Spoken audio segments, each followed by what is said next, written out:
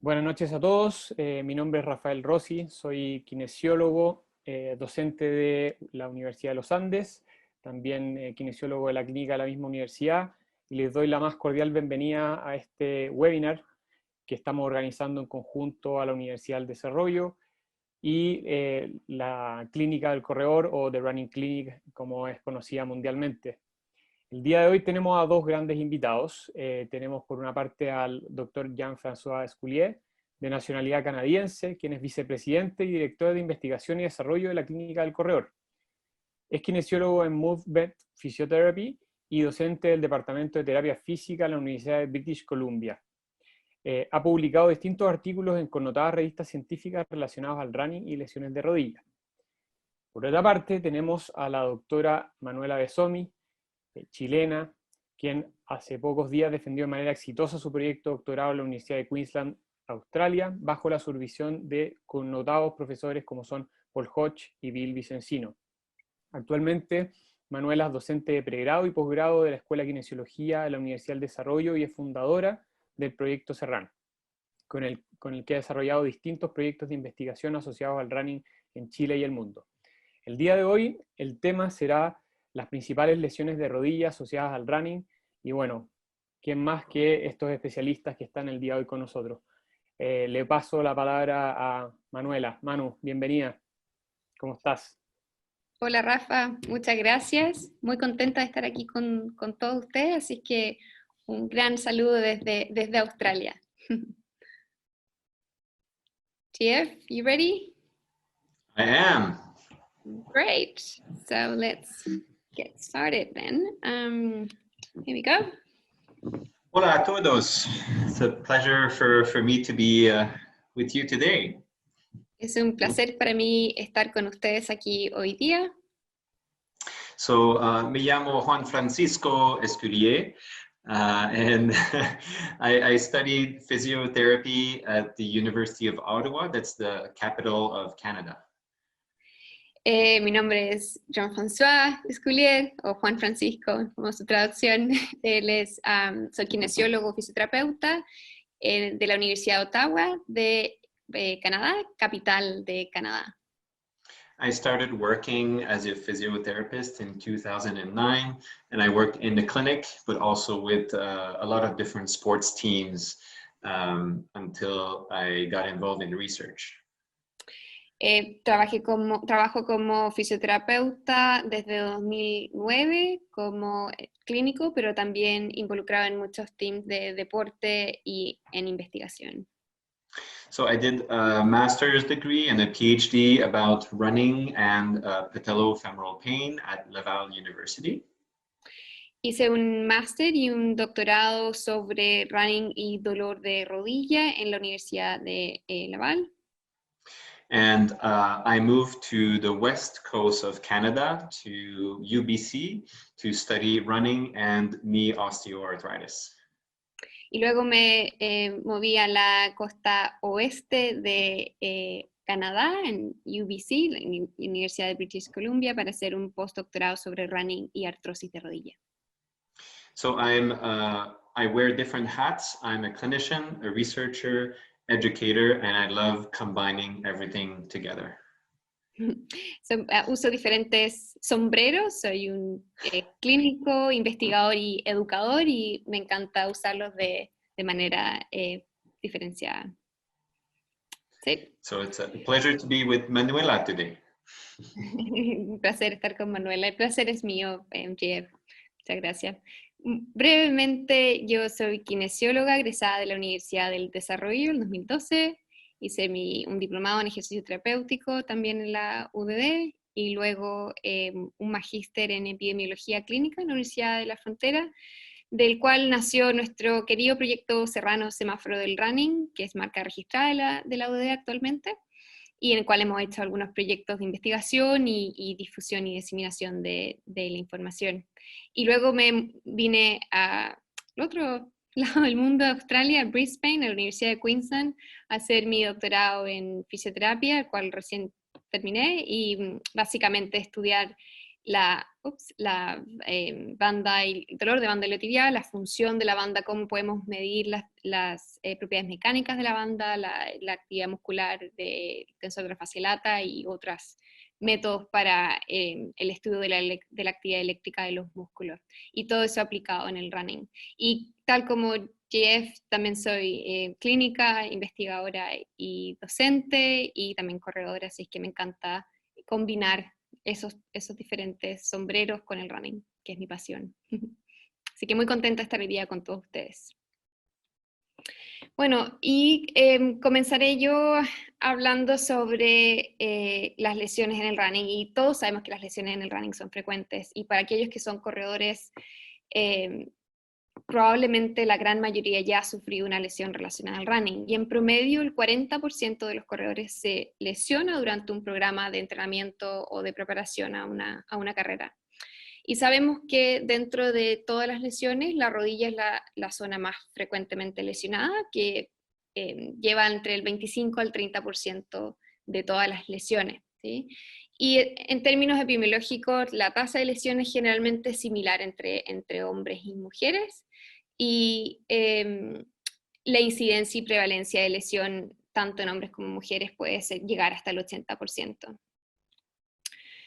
Ahora, si hablamos un poco de cuáles son nuestras creencias o percepciones sobre el running y salud, todos podríamos considerar que si es que yo entreno, ¿no es cierto?, con pesas, o si hago un ejercicio o un entrenamiento de fortalecimiento para mis músculos, ¿qué es lo que generalmente ocurre? Es que mis músculos se adaptan, ¿no es cierto? Entonces el entrenamiento con pesas no me conduce a la atrofia muscular. De hecho, pueden ver aquí en esta imagen claramente, si yo fortalezco mis músculos se hacen más fuertes, ¿cierto? Pero ahora, ¿qué pasa con las articulaciones? ¿Correr es malo para las articulaciones? ¿El running conduce a la artrosis? Y estas son una de las creencias más comunes en la comunidad del running, tanto por corredores como por profesionales de la salud. Estos gráficos muestran un estudio que se realizó el año pasado, liderado por Jeff Sculier. El manuscrito está en preparación, y nosotros participamos desde Chile en su versión en español. Básicamente, espero que puedan ver mi mouse aquí, pero básicamente pueden ver al porcentaje de distribución de frecuencias de percepción del público general y aquí abajo de los profesionales de la salud. El color verde muestra los aspectos, por ejemplo, en esta pregunta en general, el running al menos una vez por semana es saludable, muy saludable para mi rodilla. Entonces, en realidad, en general, la mayoría de las personas que respondieron a este estudio piensa que correr es saludable para las rodillas. Pero ahora, cuando le preguntamos sobre la frecuencia, sobre lesión la frecuencia del running y el riesgo de generar artrosis de rodilla, las personas no estaban tan seguras cuando hablamos de correr más de 3 veces por semana. Pero entonces existe una percepción de que correr en general es saludable, pero cuando hablamos de frecuencia, o sea, 3 o más veces por semana, en realidad no estamos muy seguros, y un pequeño porcentaje de la población general y de los profesionales de la salud cree que el running va a ser saludable, muy saludable, si corremos 3 veces por semana. Y lo mismo ocurre con la distancia o con el volumen. O sea, muy pocas personas creen que el correr maratones o ultramaratones es saludable para las rodillas, o podemos decirlo de otra manera, gran parte de las personas cree que correr maratones o ultramaratones me aumenta el riesgo de generar artrosis de rodilla. Pero en realidad nosotros sabemos que el cuerpo se adapta, y siempre que el estrés aplicado no sea más grande que su capacidad para la adaptación, debiésemos estar ok con las cargas. Entonces ahora vamos a hablar específicamente sobre diferentes lesiones en el running de rodilla, o sea, artrosis de rodilla, dolor patelofemoral y síndrome de la banda iliotibial, y cómo podemos aplicar este concepto de carga o estrés versus capacidad. Jeff. Yes. So is running really causing osteoarthritis? There are a few studies that we're going to be talking about. Entonces, ¿el running realmente causa artrosis de rodilla? Vamos a mostrar algunos estudios que han investigado este tema. This is a big study, a systematic review that put 27 different studies together, and they looked at 3 different categories of people. Este es un gran estudio, una revisión sistemática que puso 27 estudios juntos y vamos ahora a hablar sobre los resultados. So they compared how many people had hip and knee osteoarthritis if they were competitive runners, non-runners, or recreational runners.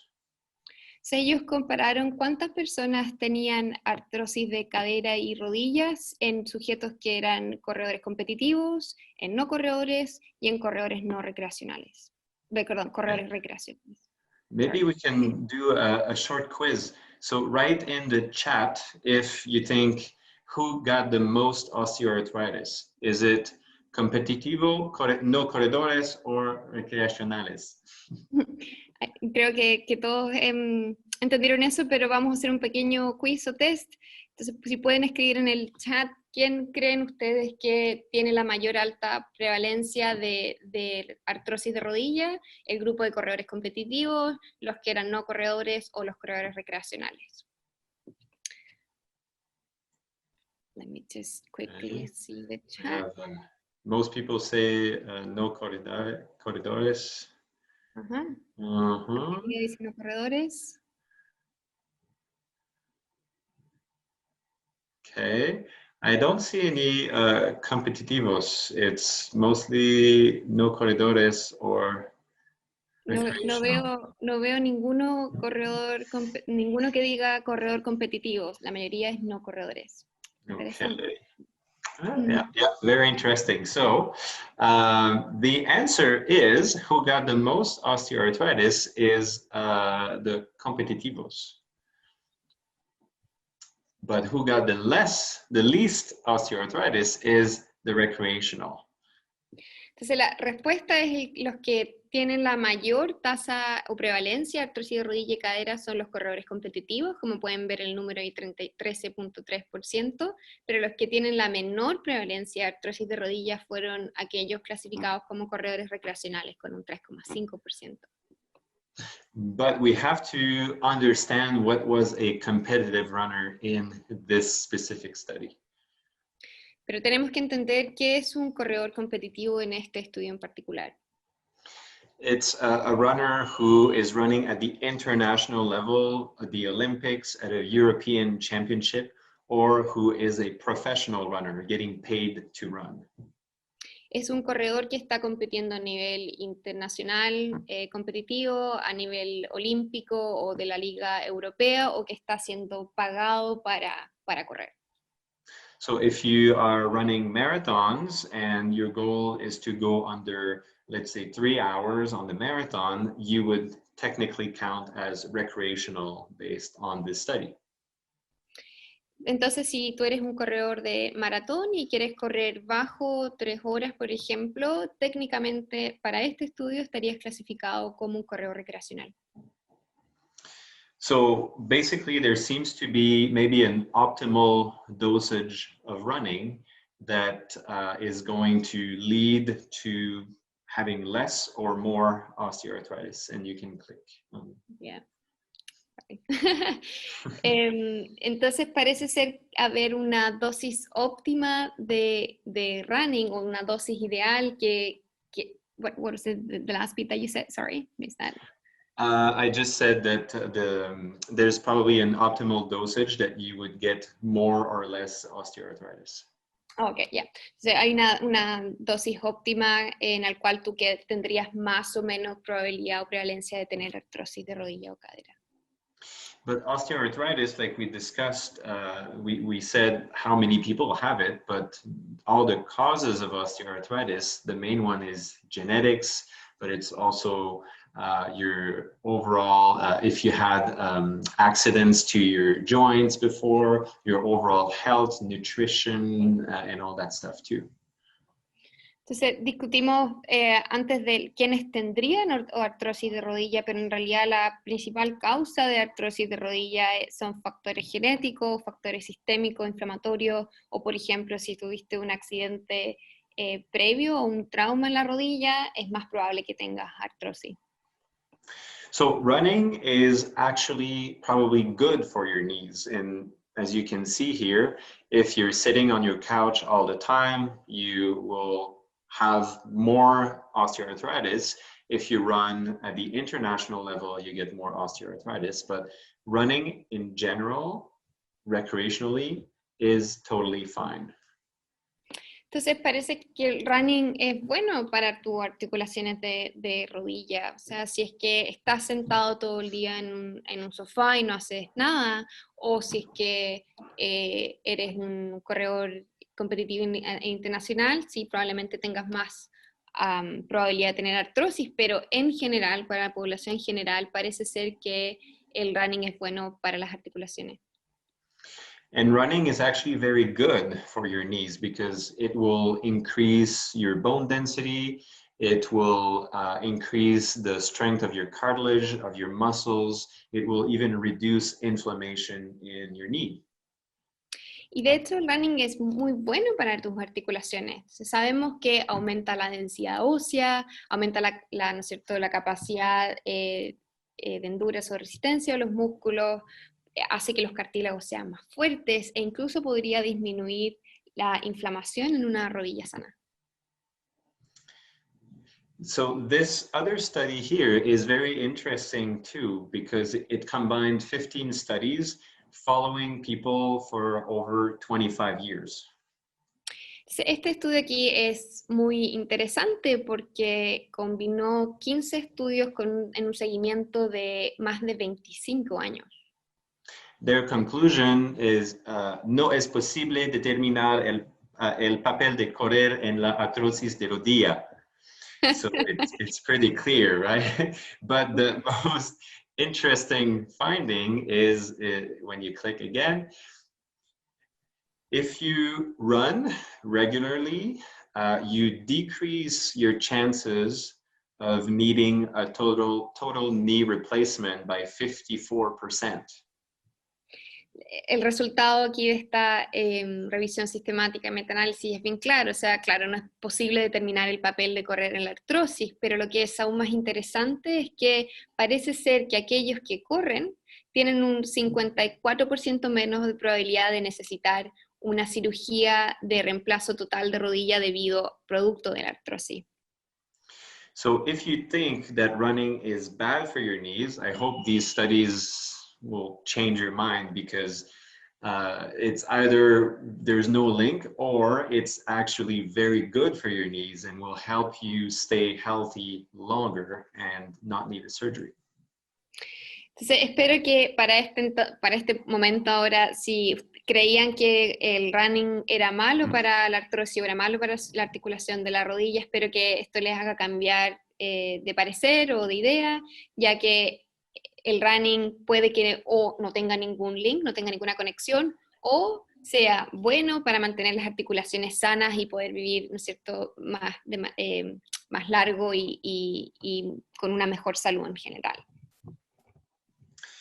So this brings us to this very, very important figure here that is about adaptation. Esto entonces nos trae a una figura muy, muy, muy importante que es sobre la adaptación. If you want to make your muscles, your joints, your tendons stronger, you need to load your body. Si quieres hacer tus músculos, tendones, huesos, articulaciones más fuertes, necesitas cargar el cuerpo. So what you see, the blue line, the blue curve, is just how much stress you're applying on your body from like day after day. So, por ejemplo, la línea azul muestra cuánto el nivel de estrés que se está aplicando al cuerpo día tras día. And there's two thresholds, two lines that are important, the green one and the red one. Y hay dos umbrales o líneas que son importantes, una es la verde y la otra es la roja. The green one is the minimum amount of stress that your body needs to adapt. If you are under that, you will not become stronger and you will not create adaptations. Entonces, la verde es el estrés mínimo que se necesita para que tu cuerpo se adapte. Por lo tanto, si el estrés está por debajo de esa línea, tú no vas a adaptarte y no vas a estar más fuerte, ni tus tejidos van a adaptarse a esa carga o ese estímulo. And the red line is la capacidad máxima de adaptación. That if you go over, your body will tell you by having pain during, pain after, or stiffness the following morning. Y la línea roja es la capacidad máxima de tu cuerpo para adaptarse. Por lo tanto, si vas con un estrés o una carga sobre esa máxima capacidad, tu cuerpo te lo dirá, ya sea demostrando dolor durante el entrenamiento, después del entrenamiento, al día siguiente, o por ejemplo una rigidez matinal al día siguiente después de entrenar. So if you go above the red line, your body will tell you, if you don't listen to it, it's going to lead to an injury. Entonces la línea roja te dice que si tú vas sobre eso y no te adaptas, el cuerpo te avisará que probablemente vas a entrar en un círculo de lesión. So the key is really to stay between the green and the red line, and gradually your body will be able to tolerate more, and you will apparently help to maybe prevent osteoarthritis in your knees.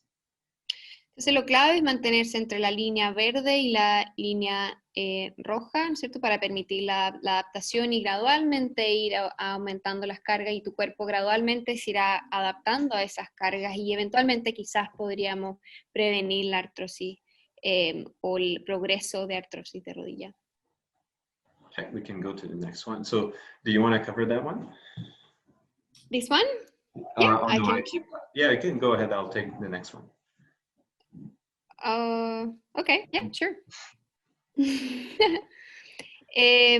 Entonces, básicamente el concepto, todo se traduce en un concepto de carga versus capacidad, ¿no es cierto? Si yo aumento la carga por sobre la capacidad de mi tejido para adaptar a esa carga, es probable que voy a tener estos síntomas que mencionaba antes, TF, de dolor durante, dolor después o rigidez matinal. ¿Sí? ¿Qué cosas me aumentan la carga? No es solamente el entrenamiento, y eso es lo clave de entender, no solamente un aumento, por ejemplo, de la velocidad o cambios de ritmo, un aumento de volumen, sino que también puede ser si yo cambio de superficie, o sea, si estoy acostumbrado a correr en calle y luego empiezo a correr en el cerro, eso va a generar que ese estrés, ¿no es cierto?, que era la línea azul, se genere como un pic, y si es que ese pic pasa mi capacidad máxima de adaptación, es probable que yo pueda entrar en un círculo de lesiones. Lo mismo con entrenamiento en subida o en bajada, con cambios de calzado, o si decido, por ejemplo, que tengo que empezar a correr en punta, que es lo clásico que escuchamos, también van a cargarse otras estructuras de una manera distinta a lo que estamos acostumbrados, así como cualquier otra actividad.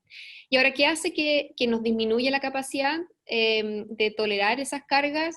Bueno, sabemos que el estrés o la ansiedad, todos los aspectos emocionales en general, disminuyen nuestra capacidad de tolerar la carga. El sueño es importante, mantener una adecuada higiene del sueño, fatiga, depresión, kinesiofobia, aspectos nutricionales, factores sistémicos, todo aquel actividad o situación que disminuya la tolerancia del tejido. Entonces, también puede ocurrir que la misma carga que estoy acostumbrada a hacer, imaginémonos esa línea azul, pero si ahora estoy bajo un proceso de mucho estrés, de mucha carga, no estoy durmiendo bien, mi línea roja va a bajar, y al bajar, estímulos que antes no causaban daño pueden que ahora causen mala adaptación. Y eso es importante, balancear carga con capacidad. ¿Sí? Y es un ciclo que no es estático, sino que es súper dinámico, y eso tenemos que entender, que somos unas personas con un montón de factores contextuales que variamos en el tiempo. Entonces esa variación es la que tenemos que manejar para lograr adaptarnos. So if you don't do what Manuela just explained, you might get patellofemoral pain.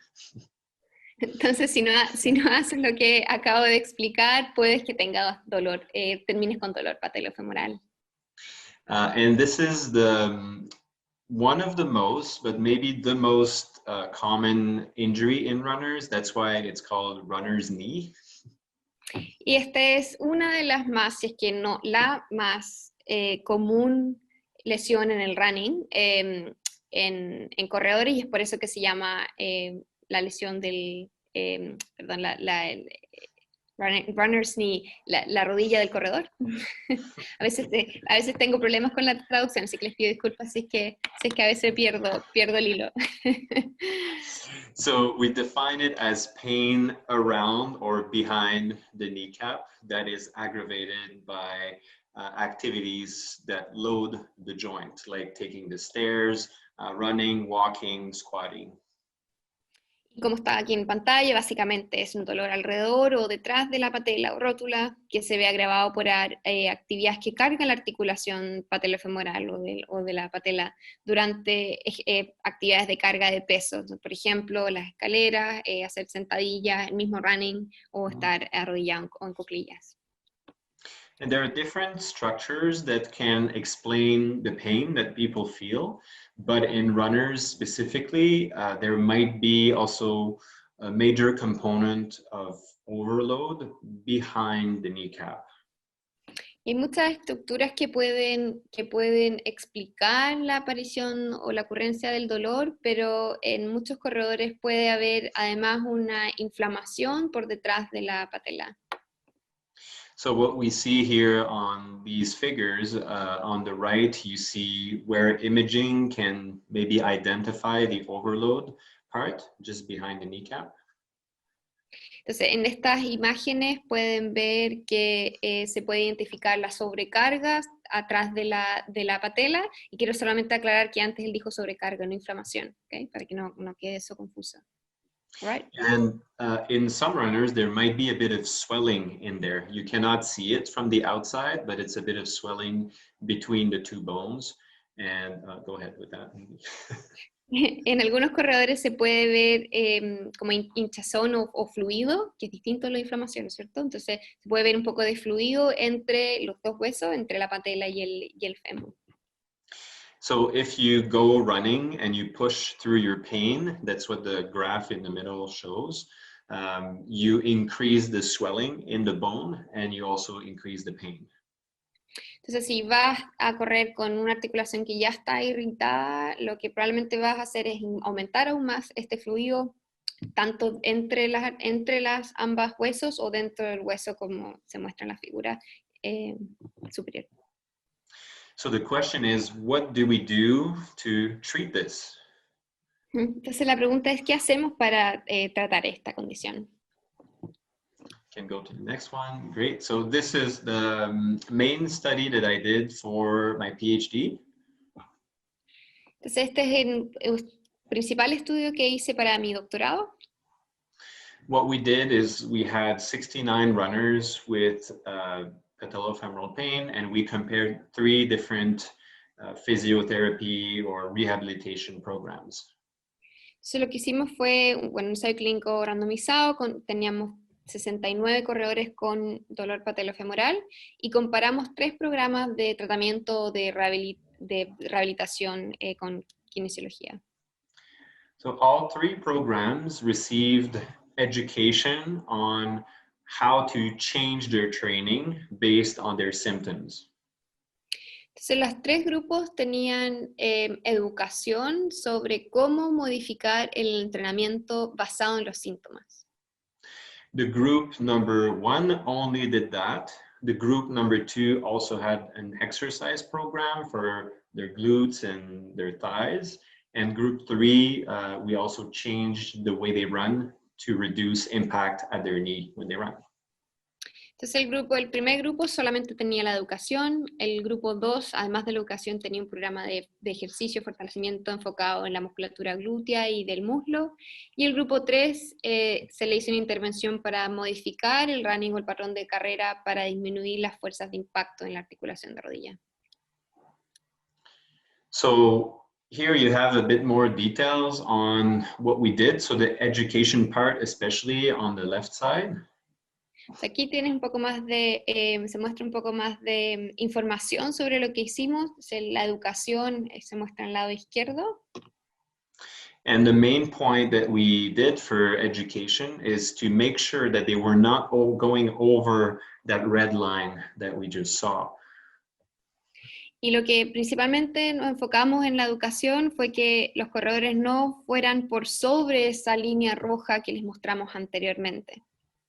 So that means we were telling them to not go over 2 out of 10 pain when they were running, and that pain had to go back to pre-running level within 1 hour after they were done, and no increase the following morning. Entonces lo que hicimos es que tenemos que mantener el nivel del dolor de 10, ¿no es cierto?, como intensidad durante el running, pero también tenía que el dolor volver a el nivel antes de correr, ¿cierto?, dentro de la primera hora después de haber terminado el entrenamiento, y también que no tenía que haber aumentos de los síntomas al día siguiente, como por ejemplo rigidez. Change. So, for example, if someone was running 3 times a week, 10 kilometers, we had them run more often, but less at a time. Entonces, por ejemplo, si una persona estaba corriendo 3 veces a la semana, pero con alto volumen, los dejábamos corriendo, la recomendación era correr menos volumen, pero más veces a la semana. And we also told them to run a little bit slower and to avoid downhill running. Y nosotros también les pedimos que corrieran un poco más despacio, o sea, el ritmo del paso un poco más bajo, y que evitaran entrenamientos o corridas en bajada, o sea, que corrieran en plano. So I'd like to do another quiz before we show the next slide. Almost. Quiz. Almost. Okay, Sorry. quiz. Which group was the most efficient? Group 1, education only, Group 2, education plus exercises, or Group 3, education plus gait retraining? Entonces, un pequeño quiz de nuevo. ¿Qué grupo fue más eficiente en la reducción de los dolores y síntomas? ¿El grupo 1 de solo educación? ¿Grupo 2, educación más programa de ejercicio? ¿Grupo 3, educación más reentrenamiento de la carrera o del patrón de carrera? ¿Qué dice el chat? Chat says mostly 2s and 3s. No one is saying number 1. Oh, that's too sad. Okay, yeah, it's 2 and 3 for Yep. everyone. Okay, so I have a little bit of a surprise for you. All 3 groups improved just the same. Tengo una sorpresa para ustedes. Los 3 grupos mejoraron de igual manera. So what you see here is just 4 different measurements that we took for their symptoms. So pain during running, worse pain, usual pain, their function, and at each time point up to 5 months after they started, they all improved just the same. I will try to remember that. Lo que pueden ver aquí son diferentes mediciones que tomamos, ¿no es cierto?, sobre el dolor y los síntomas. Entonces el dolor durante el running, el peor dolor, ¿no es cierto?, y el dolor creo que era el promedio, y también unas mediciones de funcionalidad para los 3 grupos en los diferentes tiempos de medición que fueron hasta los 5 meses. Entonces, en los 5 meses ustedes pueden ver ahí al final que todos los grupos llegaron como al mismo nivel, por lo tanto todos mejoraron o su síntoma de dolor o su funcionalidad. Okay, so if you switch, so it doesn't mean that exercises are not good or gait modifications are not good. It just means that we need to prioritize how we do things in runners with patellofemoral pain. Entonces, no significa que el ejercicio de fortalecimiento no es bueno o que las modificaciones del patrón de carrera no es bueno, pero sí tenemos que cambiar nuestras prioridades a la hora de tratar corredores con dolor patellofemoral. So number 1 should be education or changing your training program to make sure you don't go over the red line and you adapt gradually. So, el número 1 debiese ser educación sobre nuestras modificaciones de entrenamiento para asegurarnos de no ir sobre esta línea roja y permitir la adaptación en el tiempo.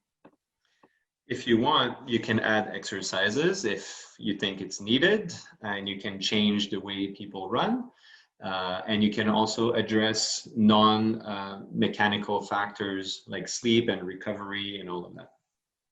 Si quieres, también se pueden agregar ejercicios de fortalecimiento o modificaciones de la manera en que la gente, los corredores corren, ¿no es cierto?, el patrón de carrera, o también agregar el abordaje de factores no mecánicos como el sueño. Eso. And there's one thing that we don't have time to cover here, but just a teaser for people. Don't get shoes with more cushioning, because more cushioning increases the impact on your knee. So it's not a good idea. Y esto no tenemos tiempo para abordarlo acá, pero un simple tip, no cambien sus zapatillas a unas con más amortiguación, porque lo único que hace la mayor amortiguación es aumentar la carga de la rodilla, a lo contrario que generalmente tendemos a pensar. Así es que no hagan tal. Yeah, we can do another webinar on shoes another time. I think that would be nice. Sí, podemos hacer un webinar sobre zapatillas a otro tiempo, porque es todo un tema en sí solo. Ok,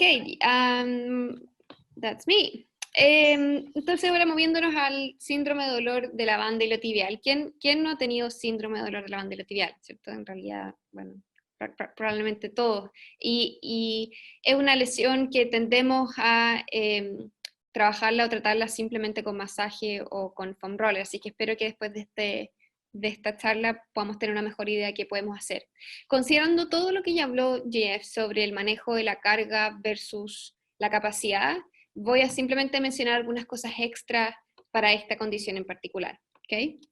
Primero, brevemente comentarles que la causa no la sabemos muy bien. En un principio se creía que era producto de fricción de la banda en el cóndilo femoral lateral, o sea, fricción de la banda contra el hueso, pero en realidad futuros estudios en cadáver demostraron que en realidad no es posible mover la banda de un lado a otro, ya que la banda está firmemente insertada en diferentes estructuras de la rodilla, el fémur, la patela, la tibia y otras estructuras faciales.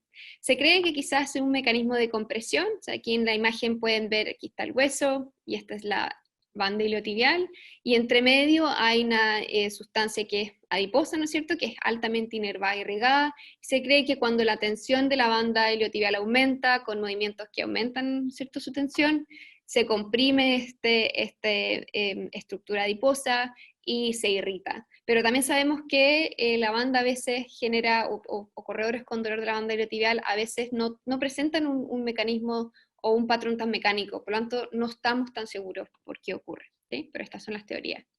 Básicamente es definido como un dolor lateral de la rodilla y que ocurre en los primeros 20-30 grados de flexión. Generalmente ocurre en las personas que aumentan muy rápido el volumen de entrenamiento, sobre todo en sujetos o personas novatas, mujeres, o en grupos de ya más alto entrenamiento que corren en cerro, o sea, trail running, y que su principal o una de las componentes importantes del entrenamiento es correr en bajada. Entonces, al correr en bajada básicamente aumento la fuerza de impacto en la rodilla y aumento la necesidad de generar tensión de la banda iliotibial. Solamente como un tip entretenido, este estudio se hizo en el 2015, donde estudiaron la fase lata del chimpancé y la compararon con la banda iliotibial del ser humano, o sea, esta es el chimpancé, esta es la banda iliotibial del ser humano, y usando modelos biomecánicos y matemáticos, estimaron que la banda iliotibial humana almacena de 15 a 20 veces más energía elástica por unidad de masa corporal y zancada que la fase lata del chimpancé durante la marcha. ¿Sí? Y los autores sugieren que quizás nuestra banda iliotibial evolucionó anatómicamente para permitirnos correr y desplazarnos largas distancias, como por ejemplo para comer. Entonces, la banda no solamente, como generalmente se piensa, no es solamente una estructura pasiva que permite la restricción del movimiento o limitación del movimiento a nivel de la pelvis o cadera y a nivel de la rodilla, ciertas rotaciones o movimientos en el plano frontal, pero también se encarga, así como un elástico tipo tendón, de almacenar energía elástica y poder liberarla, la cual podría ser relevante a la hora de la eficiencia en el running o la economía en el running. Solo un pequeño detalle, que también es una creencia muy común en el mundo del running: nosotros no somos capaces de cambiar la longitud de la banda iliotibial con estiramientos o masaje. Y los estudios han demostrado que para cambiar un 1% la longitud de la banda iliotibial se necesita alrededor de 9.000 newtons de fuerza para poder cambiar un solo por ciento.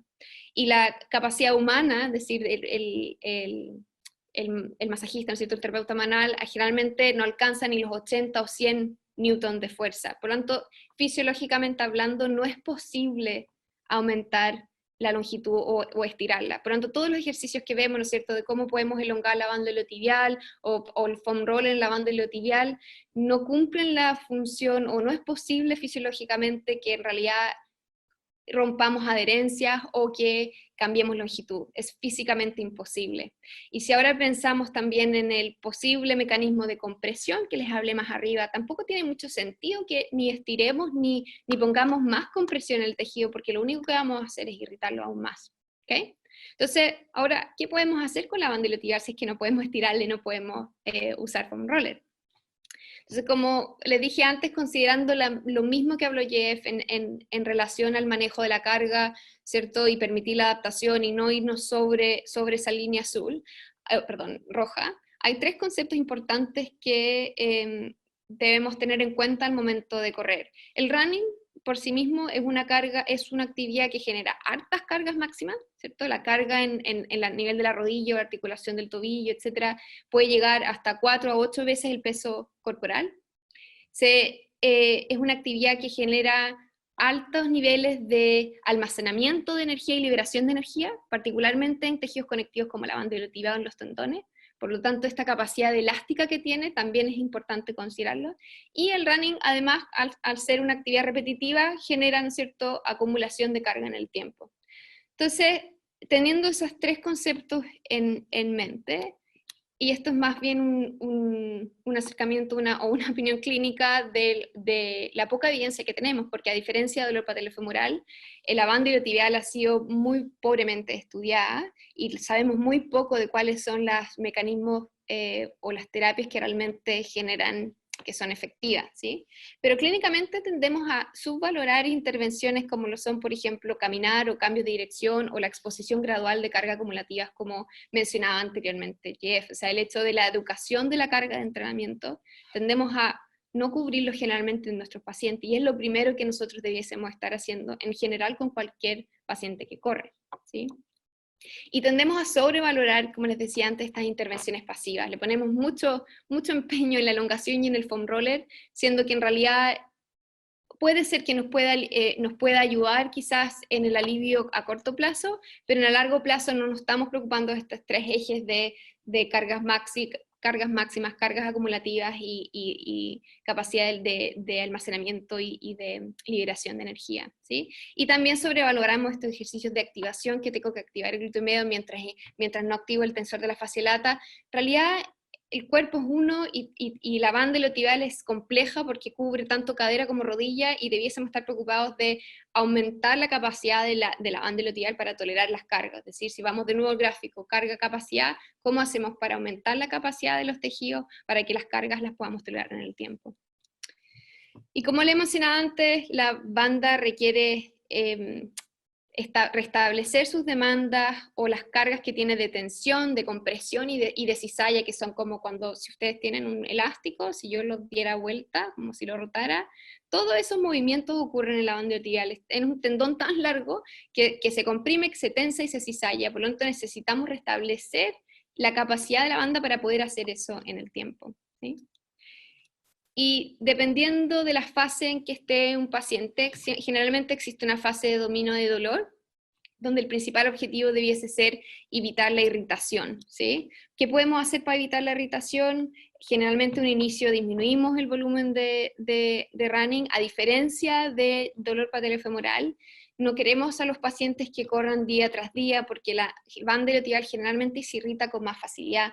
Por lo tanto, generalmente dejamos días intercalados de trote y no trote, ¿sí?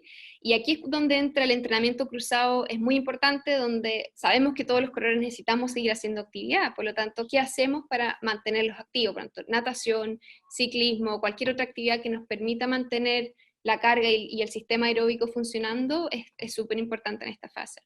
Puede caminar en su vía si es que no genera molestia, también es una alternativa.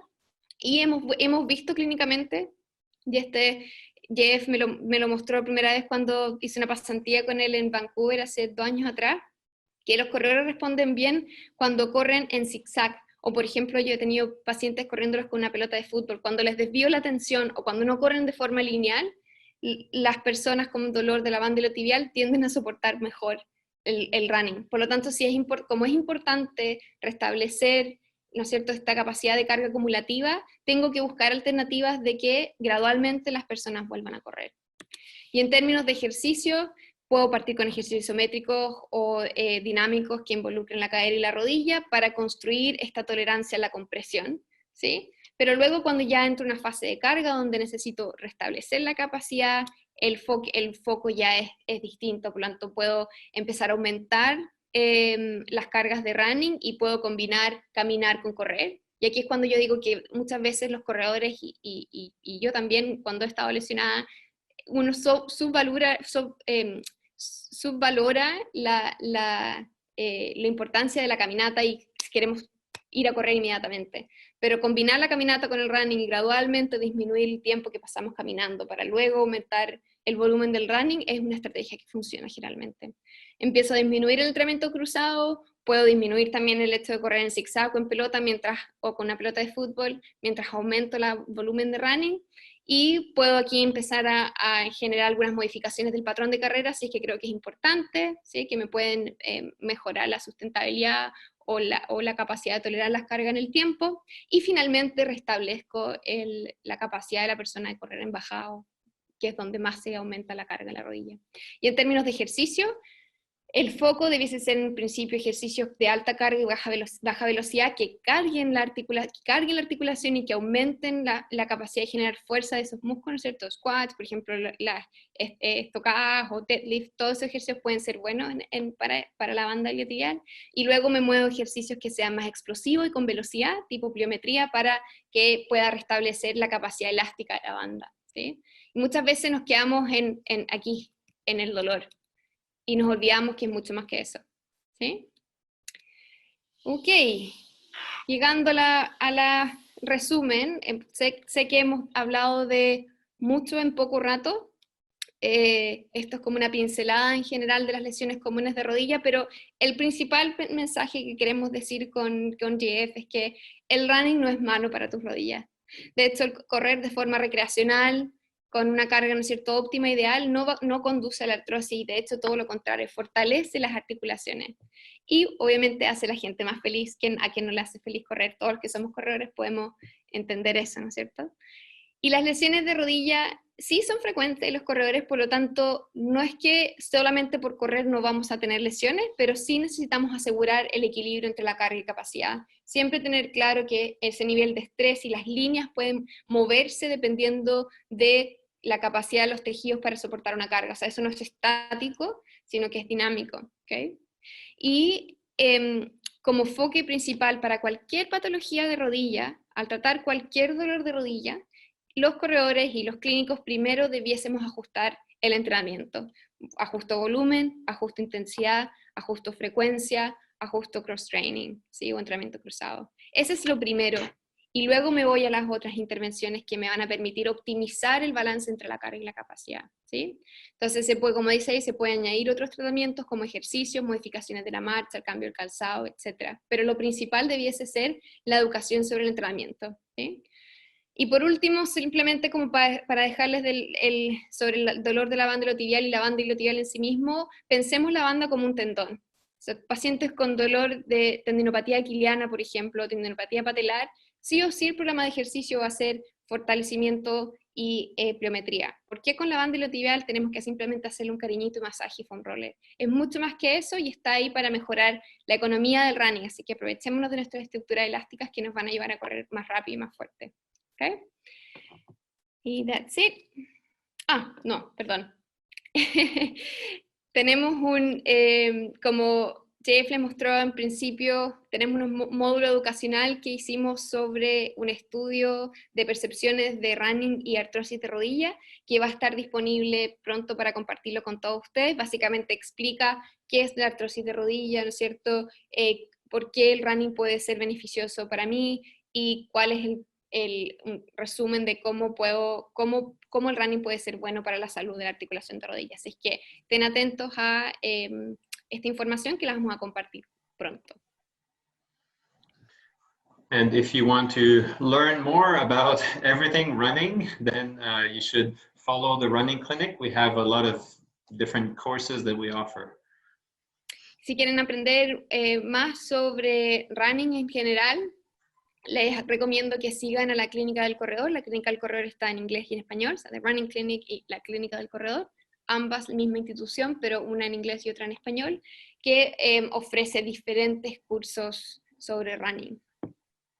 If you're joining us from Spain, then you, if you click and change the next one, we have some dates, but not in Chile yet, but hopefully in next year, in a year from now, we can come and teach in Chile.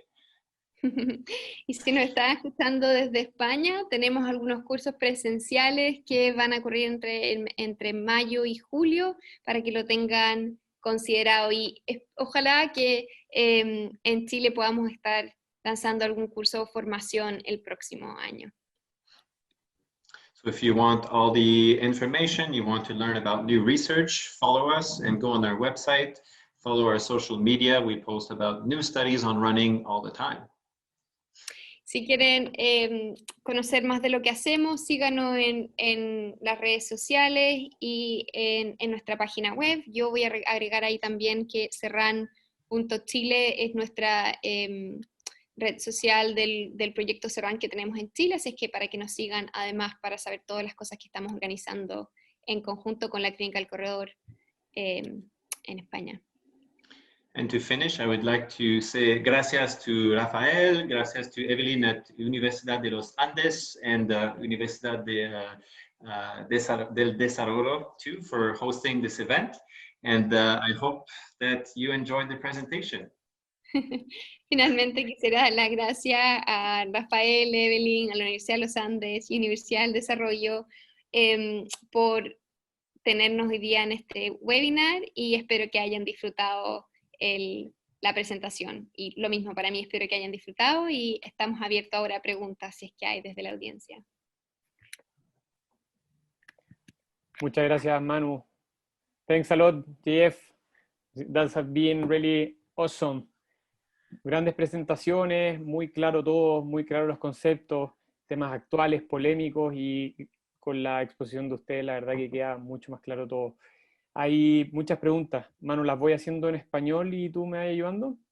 Sí. De repente la pueden ir respondiendo entre los dos, si quieres tú. Sí, ahí vamos viendo. problema. Entonces, me quedo dando vuelta una pregunta que es en base a una pequeña polémica que lanzó ahí Jeff, que tiene toda la razón, en relación a el uso de zapatillas con mucha amortiguación, ¿sabes? Muchas veces las maximalistas, que se usan para evitar lesiones de rodilla. Entonces, él dice como la tendencia mundial es que aumente la amortiguación. ¿Cuál es la causa del por qué estas no son muy beneficiosas para la rodilla? Esa es la primera pregunta. Okay. I think, Jeff, you got that question, didn't you? I think I got most of it, but just to make sure, yeah. Yeah, so the question is, it's very polemic that we tend to think that when we use maximalist shoes, that will tend to protect our knees, right? But why is it that you said that we shouldn't be wearing maximalist shoes? And what is the mechanism behind that increasing load at the knee joint? Okay, great question. First, before you change your shoes, make sure that you don't make a big change all of a sudden. You need to adapt to a new shoe that has less cushioning or more cushioning. Buena pregunta. Primero, que antes de que cambies cualquier zapatilla, solo asegúrate de que no sea un gran cambio tanto a maximalista o minimalista, porque el cuerpo necesita tiempo para adaptarse. So there is a lot of studies on the topic, and what they show is that if you have more cushioning under your foot, you cannot feel the ground as well, and because of that, you will change the way you run and land harder. You will not feel it because of the cushioning under your foot, but you'll have more impact on your knee and on your hip. Hay muchos estudios sobre este tema y básicamente lo que ocurre es que cuando tenemos más amortiguación bajo el pie, ¿no es cierto?, bajo el talón, lo que ocurre es que tendemos a no sentir la carga, por lo tanto caemos con el pie con mucho más impacto, ¿no es cierto?, porque no lo sentimos en nuestro pie, por lo tanto aumenta la carga a nivel de la rodilla y la cadera. Y I'm just going to add that it decreases the load at the ankle and foot. Yes. So yeah, okay. Y básicamente lo que ocurre no es que la carga se disipa y solamente se mueve hacia arriba, sino que además baja la carga a nivel del tobillo y del pie, por lo tanto el tendón de Aquiles y el pie en general, pero se distribuye hacia arriba. ¿Sí? So different shoes load different areas differently, basically. Diferentes zapatillas cargan diferentes estructuras de manera diferente. We should have a webinar on shoes next time. Yeah, I agree. That would be great. Lots of questions on that. Yeah. Great idea. Segunda pregunta, que ya la han hecho en un par de personas, que está muy interesante. Considerando el factor protector que representa el correr sobre la osteoartrosis de rodilla, ¿cómo afecta la superficie en que un deportista corre? ¿Este efecto protector se modifica?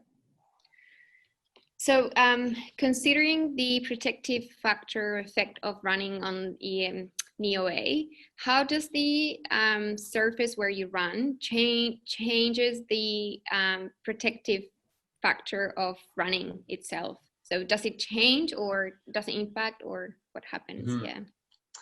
We don't know that. There's no, well, the studies that we have, they say that you're not more at risk of injury if you run on the street or if you run on grass, right? So start with that. No lo sabemos, pero algunos estudios dicen que en realidad no hay más riesgo de que si tú corres en la calle, ¿cierto?, en asfalto o en el pasto. You can adapt to any structure that you run on, and based on the studies that say that it's protective, my suspicion is that most of these runners are actually running on the streets. Sorry, I lost that. So you said that you can adapt. You can adapt to pretty much any surface. Yeah. Entonces básicamente dice que puedes adaptar a cualquier superficie, pero él sospecha que en la mayoría de estos estudios la gran mayoría de los corredores corre en asfalto o en cemento. Excelente. Bueno, nos movemos a la siguiente pregunta, que también me gustó mucho, que la hizo María Jesús. Ella pregunta, ¿qué método, escala o parámetro usan ustedes para medir la carga en los corredores o, bueno, también los pacientes? Okay, so that's a very good question. The question is, what parameter or outcome do we use to measure load in runners and patients? Do you want to take it? I can go and you can add if you want. Yo lo que básicamente uso es una combinación de, obviamente el volumen, la carga externa, pero también la carga interna. Y ahí muchas veces, como clínicos y como corredores, tendemos a subvalorar la importancia de cómo respondemos a esta carga externa. Por lo tanto, la carga interna puede estar afectada por la capacidad, ¿no es cierto?, de tu tejido de adaptarse. Entonces, si dormimos mal, si estamos comiendo mal, ¿cómo vamos a responder a un estímulo? Va a ser diferente. Por lo tanto, la manera que yo siempre pregunto es volumen, intensidad y respuesta al ejercicio, que puede ser con percepción de esfuerzo al ejercicio, percepción de esfuerzo, percepción subjetiva del esfuerzo, que puede ser una escala Borg, ¿no es cierto? Como una escala Borg que puedes evaluar cómo responde al entrenamiento. Y también hay algunas escalas que son como el wellness, que es una escala que es muy general, pero evalúa ciertos componentes como el estado anímico, la calidad del sueño, tu emoción, tu irritabilidad. Son 5 preguntas que la puedo poner después ahí la escala en el chat, que también habla de cómo las personas responden o el correo responde al entrenamiento. Entonces, para resumir, básicamente, el volumen es importante, pero la carga interna, cómo respondemos a ese entrenamiento es también muy relevante. Muchas veces los dejamos de lado. Do you wanna, something you just said, like internal load and external load, it's equally important, yeah. Y hay un par de artículos, hay un par de artículos muy buenos de Max Paquet y Chris Napier en ese grupo que habla de estos conceptos de carga interna y carga externa, así que les recomiendo, creo que está en la JOSPT, creo que el año pasado o antepasado publicado, y les recomiendo mirar esos artículos que describen cómo medimos la carga en nuestros pacientes, cómo lo hacemos clínicamente sin tener todas estas cosas muy fancy, ¿sí? Excelente, Manu. Muchas gracias por esos conceptos. Otra pregunta para ti, Manu. Diego pregunta, ¿qué sucede en la mecánica de las mujeres que tienen mayor incidencia de padecer síndrome de fricción de la banda iliotibial? Mal dicho, fricción, ya que nos quedó claro. Gracias, Diego. Hay algunos estudios que sugieren que las mujeres tienen más probabilidad, ¿no es cierto?, de tener dolor de la banda iliotibial, pero no sabemos necesariamente que sea por la mecánica. La teoría que hay detrás es que las mujeres con pelvis más grande, lo que podría ocurrir mecánicamente es que cada vez que corremos, ¿no es cierto?, la pelvis tiene que tener un poco de este movimiento, pero al tener la pelvis más grande, el centro de masa se desplaza hacia el lateral. Por lo tanto, si yo no tengo un músculo fuerte y piernas fuertes para permitir ese desplazamiento, puede que genere un mayor, que le llamamos torque, ¿no es cierto?, de rotación, y genere mayor tensión en la banda iliotibial y por lo tanto más probabilidad de compresión. Pero en realidad no lo sabemos, y también hemos visto que mujeres con cadera súper ancha no se lesionan la banda iliotibial. Por lo tanto, no hay una relación realmente directa entre la mecánica o no lo sabemos todavía, entre la mecánica y la probabilidad de lesionarse la banda iliotibial. Hay muy pocos estudios. Hay un estudio prospectivo que solo evaluó 18 mujeres, y solo mujeres, que les hizo un seguimiento, ¿no es cierto?, para determinar si tenían dolor de la banda o no iliotibial. Por lo tanto, es poco lo que sabemos desde la perspectiva de la investigación de por qué ocurre o cuáles son los perfiles más comunes o no. Puede ser que la evidencia diga que es más común en mujeres porque se ha medido más en mujeres que en hombres, pero clínicamente yo he visto muchos hombres con banda iliotibial, sobre todo hombres que aumentan rápidamente el volumen o que están entrenando en superficies distintas. Y en mujeres generalmente lo veo más, que puede ser tanto en dolor patelofemoral o síndrome de la banda iliotibial, que son novatas, que recién están partiendo y que hacen un aumento para la capacidad que tienen. Pero sí, es muy difícil realmente decir la mecánica es la responsable. No creo que alguna vez podamos decir eso o responder esa pregunta, sí. Muchas gracias, Manu. Nos movemos con la siguiente pregunta de Marcelo. Pregunta, cuando ya tienes artrosis, ¿cuál es la recomendación respecto a las cargas? Bueno, vamos todos para allá, ¿no? Yeah. Jeff, so when you already have OA, what are the recommendations? How do we move forward? So there are studies that looked at runners who have, well, people who have osteoarthritis and they are runners or they're not runners, and they follow them over a certain period of time.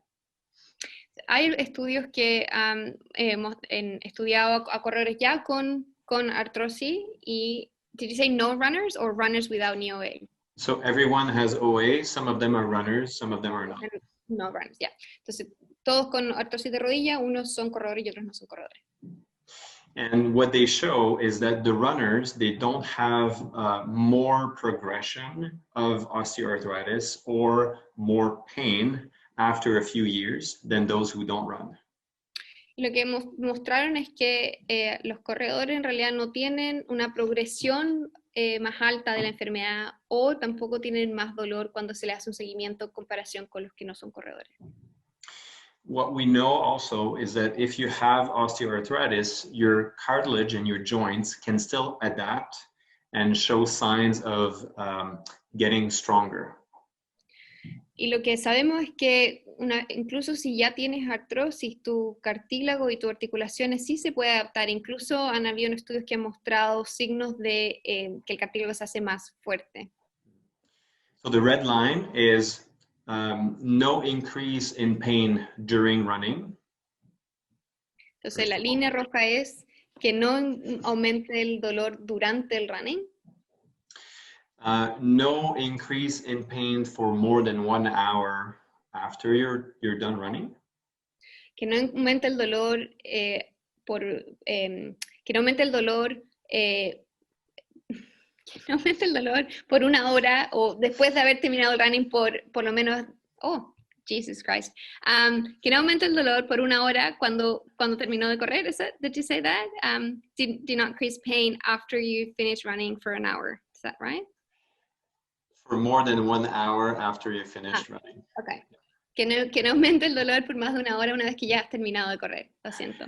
And no more stiffness the following morning when you get up. Y no más rigidez la mañana siguiente cuando te levantas. And number 4, no swelling. Y número 4, que no haya hinchazón o aumento de edema en la articulación. And then after that, it depends on how much your body is able to tolerate. For some people, it might be 10 minutes. For some people, it might be 1 hour. It's variable. Y después de eso, básicamente depende de cómo tu cuerpo se adapta a la carga. En algunas personas pueden ser 10 minutos y otras personas puede ser 1 hora, así que es variable. Excelente. Thanks, JF. Good one. De nada. Pregunta en relación a el uso de soportes como rodilleras o bandas en el running. Si es que sirven de algo, pregunta Karen. So the question, Jeff, is do the braces, is that the name in English? Rafa, yeah, braces, like knee braces and Or taping, I taping. guess, could be, yeah, taping and braces. Do those things help with knee problems during running? What do you reckon? They can help with pain, but it's a temporary thing. It does not fix the problem that is usually an overload in your training, that balance between load and capacity. Básicamente ayuda al dolor, pero al corto plazo, pero es temporal. Por lo tanto, no trabaja sobre la causa del problema, que es básicamente esta relación entre carga versus capacidad. Por lo tanto, sí se puede usar, quizás, so maybe you can use it at the beginning, but if you don't treat the root cause, it won't change anything. So, básicamente, sí, lo puedes usar para manejar tu dolor en un principio, pero teniendo en cuenta de que lo más importante es este manejo entre el balance entre la carga versus la capacidad de tolerar esa carga. It's not a good idea to just wear a brace and just go and run into pain, right?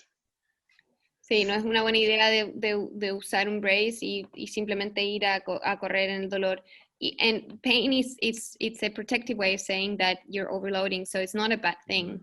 Básicamente el dolor simplemente le está avisando de que estamos sobreusando las articulaciones o las estructuras, así que no es algo necesariamente malo y tampoco tenemos que evitar como obviarlo. Excelente. Están saliendo algunas preguntas en relación a menisco, ya la está echando de menos.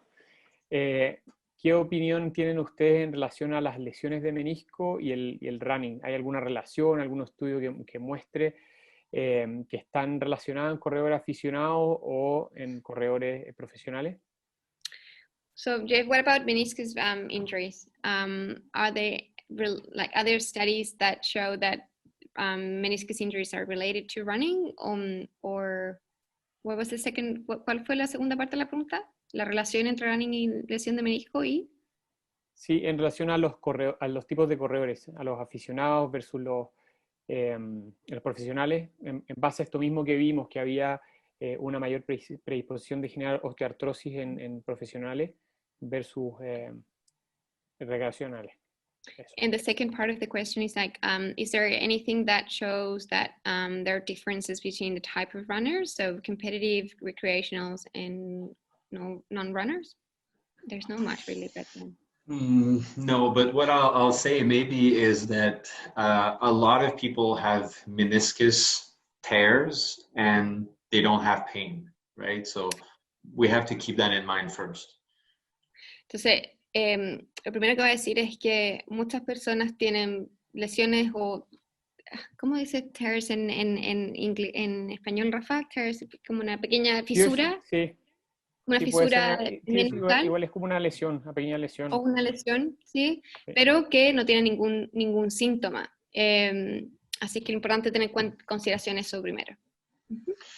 So the study, as far as I know, there's one study that looked at people who had surgery for a meniscectomy, and they looked at if their knee can adapt. So it seems like their cartilage can adapt still in the knee after they get a surgery for a meniscus problem.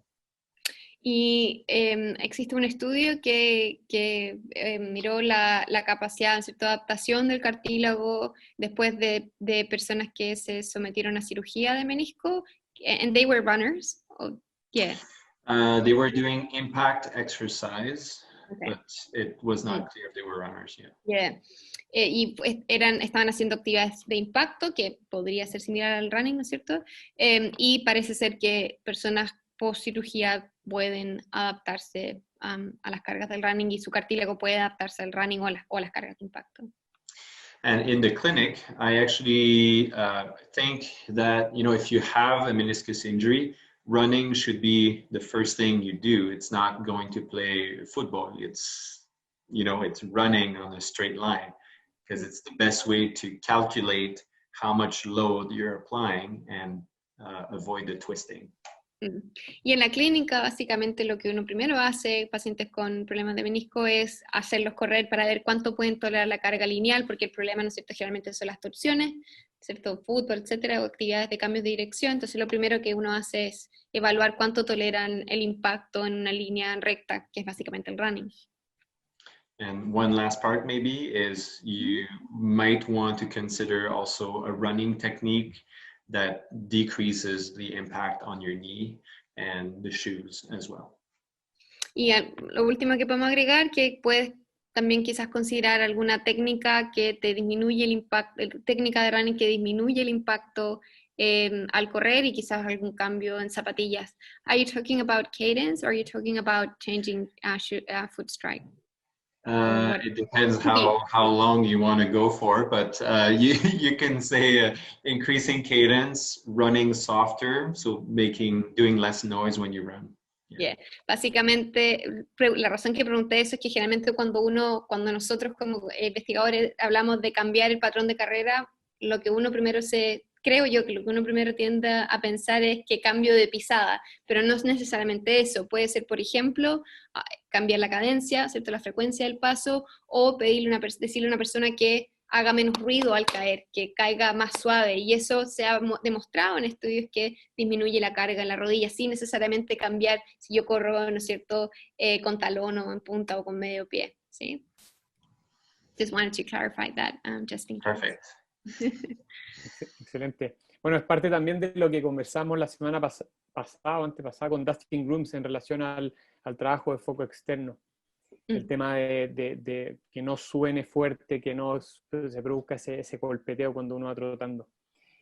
Bien, esta está buena porque es clásica. ¿Qué pasa con las mujeres que corren y que tienen un valgo dinámico impresionante? Ahí les recomiendo ver el video de Prisca Yepto, sí. Creo que ya es, no sé si lo han visto alguna vez, es impresionante. So what happened, JF, I can go first and then maybe you can add, I know your opinion on this. What happens with women with like a massive dynamic valgus? What do you do? Yo creo que... Yeah, go ahead.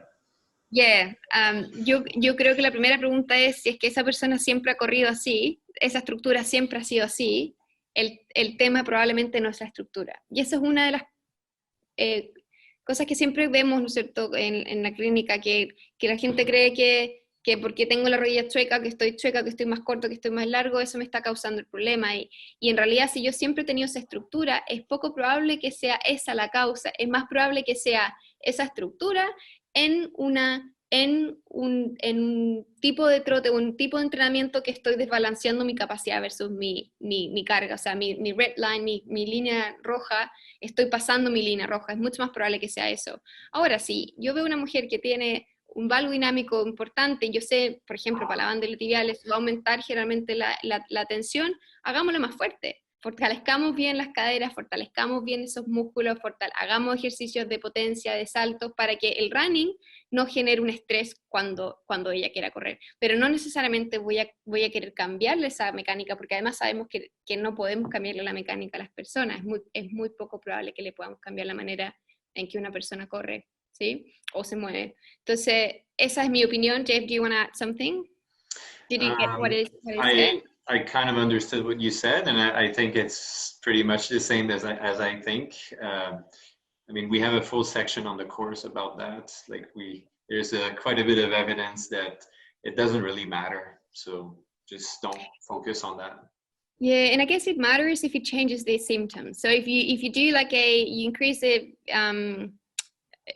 like you do to change the way that the knees are like touching, and you see that the symptoms change, you might want to add that to the exercise or the intervention. So I guess it really depends on the response. So básicamente lo que estoy diciéndole, conversando con Jeff es también depende cómo la persona responda a los síntomas. Si es que algún cambio, intervención que hacemos de patrón de la marcha, cambio de patrón de la marcha, cambia los síntomas de la persona, quizás podamos incorporar algo de eso, pero no pensar de que porque la persona tiene un valgo dinámico le está causando el problema, es porque estoy pasándome de esta línea roja en una persona que tiene esas características, es simplemente como eso. Excelente, súper claro, muy claro, gracias Manu. ¿Tenemos tiempo para una pregunta más? No quiero alargarlo y quitarle... Yo sí, do you have time? I have another 10 minutes, yeah. Yeah, perfect.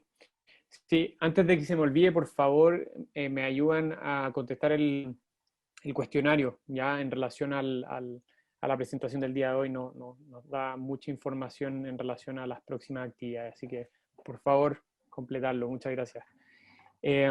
Pregunta Sergio, en relación ahora vamos al pie y cómo influye en la mecánica de la rodilla al momento de correr. ¿Influye tener pie plano? So now talking about the foot, does it affect that if you have like a flat foot? How does it affect the knee injuries in general? I guess it's the same. Yeah. Yeah, it's the same. So if you have a flat foot, it's genetic. You're adapted to it. You grow up with it, and it's not a risk factor for any injury in the scientific literature. Yo creo que ya Sergio capturó la idea, pero básicamente si tienes un pie plano y naciste con un pie plano, eso es genético, te has adaptado toda tu vida a eso, y los estudios muestran que no es un factor de riesgo para ninguna lesión en el running. There's countries, parts of the world where most people have flat feet, and they're not more injured than other countries where people have less flat feet, right? We tend to associate it as not normal for some genetics, but it's totally fine. It's like having a big nose and a small nose. We both would be like super injured with our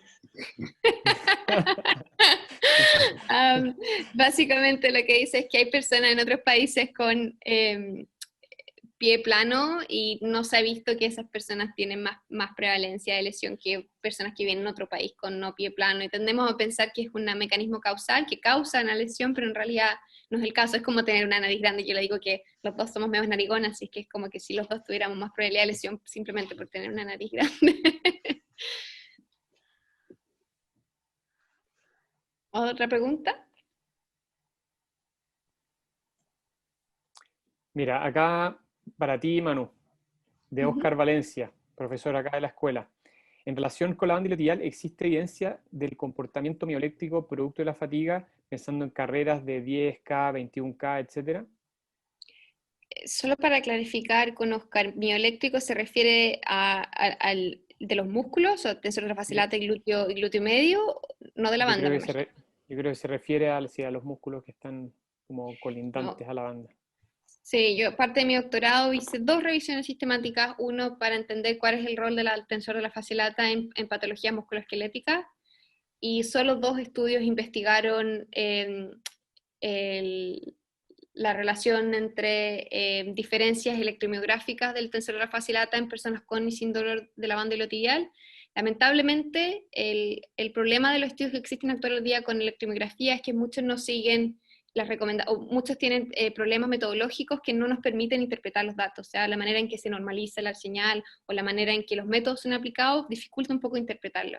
Pero uno de esos estudios investigó si la fatiga generaba cambios en la amplitud de la señal, y básicamente los investigadores no encontraron diferencia en la actividad eléctrica del tensor de la fasciolata después de un trote que generaba fatiga. Ahora, que podemos entrar más en detalle, qué es fatiga, fatiga central, fatiga periférica, pero eso ya es otra historia.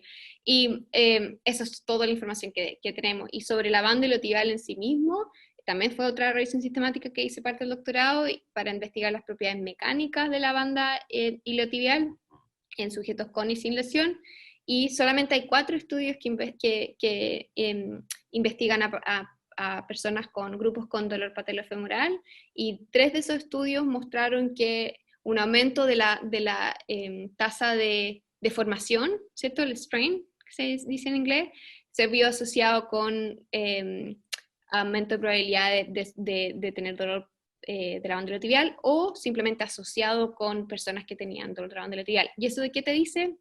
Que probablemente personas que no están acostumbradas a esta estiramiento, ¿cierto? Tensión, compresión, tienen más probabilidades de tener dolor de la banda iliotibial, pero tenemos muy poca evidencia para poder responder una pregunta tan específica como esa, sí. No sé si le respondí la pregunta a Oscar. Me puede mandar un chat o Está perfecto porque después él clarificó que era en relación a la actividad muscular. el tensor. Bien, Okay.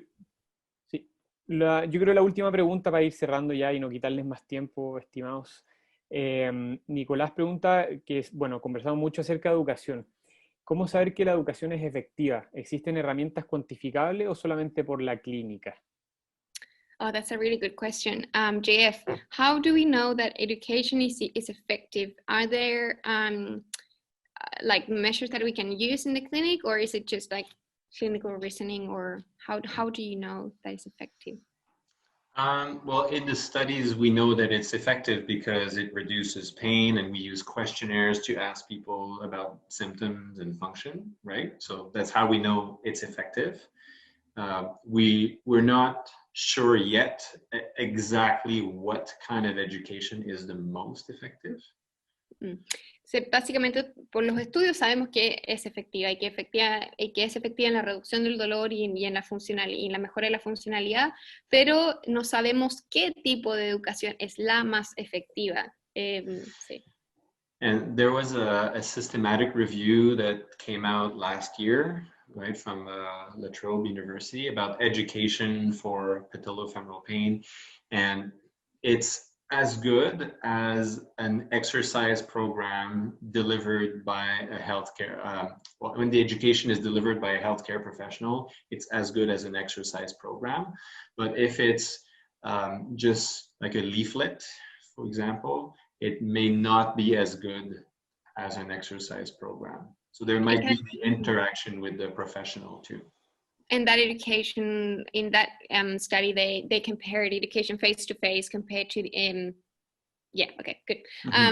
Básicamente lo que dice es que hubo una revisión sistemática que salió el año pasado del equipo de La Trobe, aquí en Australia, que mostraron que la educación cuando se hace en persona, ¿no es cierto?, el clínico con el paciente, es tan efectiva como los ejercicios de fortalecimiento, pero cuando se compara, como por ejemplo cuando se entrega como un panfleto o un flyer, parece ser no tan efectiva. Entonces la interacción entre el clínico y el paciente parece ser importante.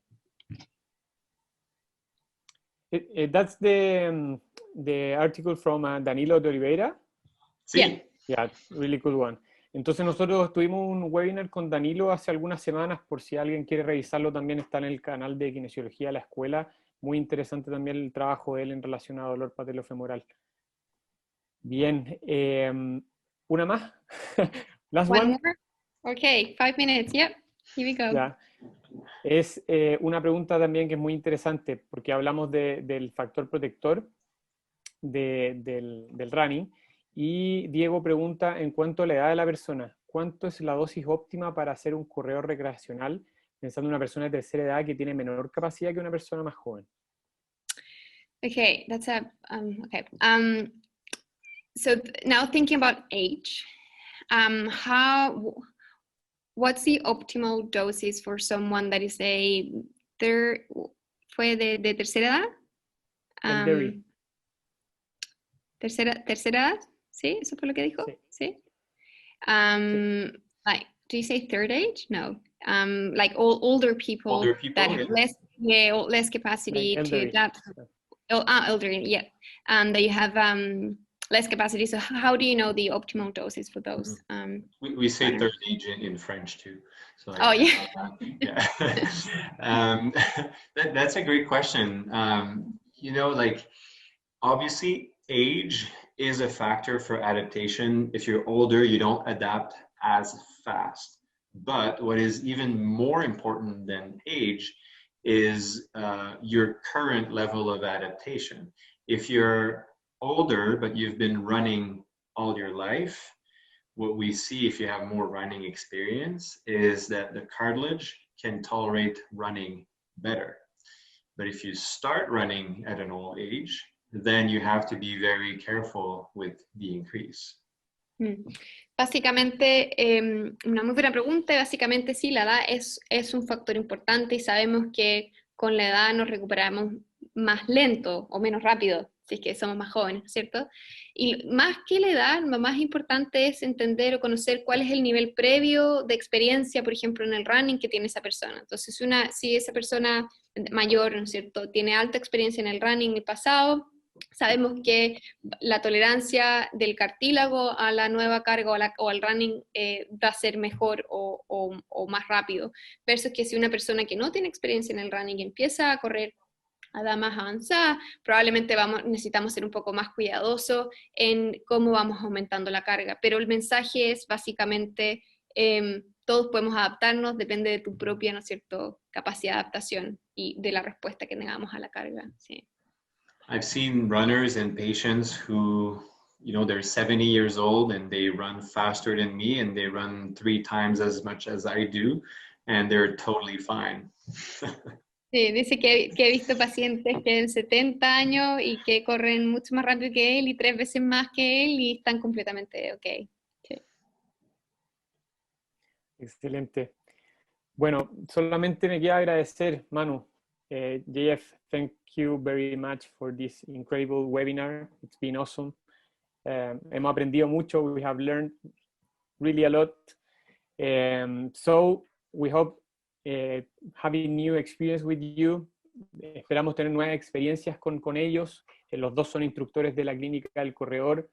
Estamos buscando generar una alianza entre la Universidad de los Andes, la Universidad del Desarrollo y la Clínica del Corredor para poder generar un primer curso en Chile el próximo año, así que los vamos a mantener informados. Manu, ¿algunas palabras de despedida? No, agradecerte a ti, Rafa, por toda la gestión. En realidad nosotros simplemente venimos aquí, nos depositamos a hablar, pero detrás de esto hay mucho trabajo del equipo de la Universidad de los Andes y el apoyo también que ha tenido la Universidad del Desarrollo para que estemos aquí hoy día. Así que más que nada agradecerle a usted, agradecer a los que se conectaron. No sé si, Rafa, vamos a poder ver los comentarios, las preguntas después, ¿es posible? ¿No? Sí, voy a pedir que manden después por interno a ustedes la pregunta. De curiosidad. Este webinar va a quedar grabado para que puedan acceder después. También la mano va a tener a disposición este webinar para que lo puedan volver a revisar. Así que eso. Invitarlos que sigan a la Clínica del Corredor de España en Instagram, en Facebook, en Twitter, a que nos sigan a nosotros a serran.chile en Instagram, en Twitter, en Facebook.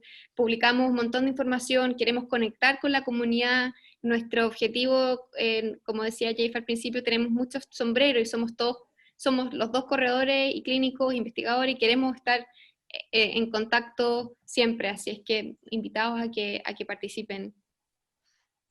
Excelente. Sí, yo sigo hace un buen tiempo ya los estudios que hace la Manu y son muy interesantes, muy completos. Yo creo que no existen estudios de running tan grandes como lo que ha hecho ella, así que nada, Manu, felicitaciones por tu trabajo, por tu doctorado, tremendo aporte acá a Chile. So, and JF also, thank you a lot for all your support to us, to the clinics with your work in knee injuries related to running and everything else you work. So Yeah, thank thanks, you very Jeff. much. It's been my pleasure being with you today y espero verlos próximamente. Nos vemos. Yeah. Thank you, Jeff. Yeah, I thank hope you. my Gracias, talk Rafael. went well. Gracias, Manuela, for the translation. Yeah, my Great pleasure. translation. Espero que se haya sido, se haya entendido, así que primera vez. Pero decía intérprete profesional, Manu.